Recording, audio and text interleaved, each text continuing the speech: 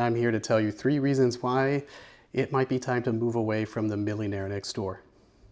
Reason number 1, it's actually just a marketing survey. Believe it or not, they say it's the largest, most robust study of millionaires in the United States. When you look at the details, you find out that it was essentially 3,000 mailed in envelopes with survey questions, of which about 1,200 were returned.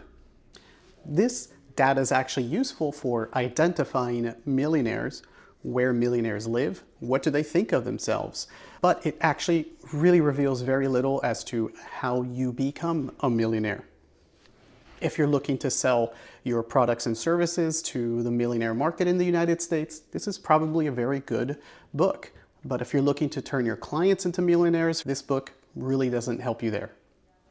Problem number 2 is survivorship bias. Survivorship bias is essentially looking at something at its end state and then drawing conclusions of how that happened. But it's not looking at failure rates. It's not looking at why people don't make it to become millionaires. According to the book, the average millionaire in 1996 was 57-year-old male who is usually going to be the sole breadwinner for their household. If they have a spouse that works, they typically produce about 70 to 80% of the income of that household. Now, does that mean that the best way to become a millionaire is to have a stay-at-home spouse and open a business? The other thing about the survivorship bias was the fact that 2/3 of American millionaires in 1996 were business owners.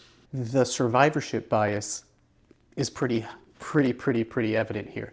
We're talking about 75% of American businesses close just before 15 years. It means that there are a lot of potential millionaires who failed on the route to becoming a millionaire. So that has to be a very big problem. You have to essentially have an oversized amount of risk, which is entrepreneurship, in order to make it to become an American millionaire 2/3 out of the time.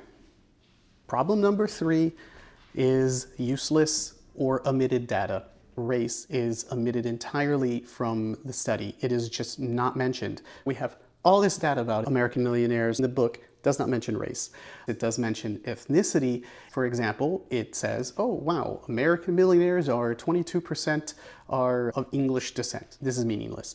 Another useless fact here is that over half of American millionaires never had a parent pay for tuition. This is kind of a useless fact because at the time, this cohort of Americans had a very cheap cost of tuition. And that's because the United States government and the states were largely subsidizing American universities. You didn't have to be middle class to go. You could be poor and still go to university. And you can pay for university on your own by just working a summer job. Another useless fact here, 2/3 of the American millionaire says that their parents were frugal. If the average American millionaire in the United States during this study was 57 years old, it meant that they were probably born in the 1930s, so let's say 1939, and you could remember what happened before 1939 and after 1939. The world was in a depression, and then later it went into a world war.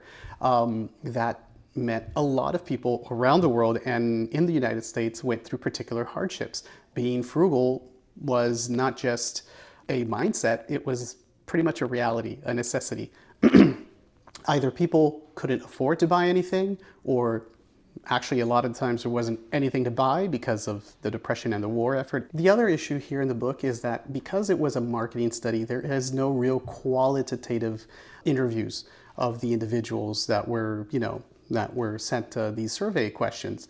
We do not know exactly how they became millionaires. Did they use networking? Did they get their first career opportunities thanks to connections they built in university or in school, so on and so forth? These are things that are missing from the study. If you follow my next video, I will tell you 3 books that will definitely help you move away from the Millionaire Next Door.